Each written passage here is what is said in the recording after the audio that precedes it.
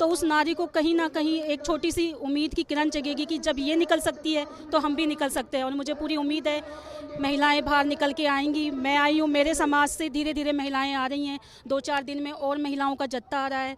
तो मैं बिल्कुल कॉन्फिडेंस के साथ कह सकती हूँ कि यह आंदोलन की एक जो चिंगारी उस आंसू से लगी थी वो सैलाब में बदलने वाली है। नरेंद्र मोदी जी और खास करके बाकी केंद्र सरकार के मंत्री बार बार ये बात कहते हैं कि जो कानून हम ला रहे हैं वो किसानों के भले के लिए हैं, और ये बात किसानों के समझ में नहीं आ रही है। क्यों समझ में नहीं आ रही है?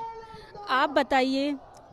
ऐसे बोला जाता है कि जो भारत देश है कृषि प्रधान देश है, जो हमारे पुरखे हैं वो हमारे जो किसान जो खेती है उस पे आधारित थी। ठीक है, तो इतने बेवकूफ़ तो हमारे पुरखे नहीं है ना कि वो मतलब एक पढ़ी लिखी जो सरकार है जो सूट बूट में बैठी हुई है वो ये कह रही है कि ये कानून आपके फ़ायदे में है। लेकिन जो हमारे धोती कुर्ते में किसान है, जो लहंगा लुगड़ी, ये मेरे आदिवासी समाज की ड्रेस है। मैं MSc बॉटनी से हूँ, लेकिन फिर भी कहीं ना कहीं मेरी रगों में किसानियत है। तो मुझे लगा कि यहाँ पर जो मेरी लहंगा लुगड़ी, जो मेरी ड्रेस है मीणा समाज की, वो आज जो मेरे आदिवासी जो यहाँ पर जो मेरे किसान भाई बैठे हैं तो मुझे ये पहन के जाना चाहिए। तो आप बताइए बेवकूफ़ कैसे हो सकते हैं? बिल्कुल बेवकूफ़ नहीं हो सकते।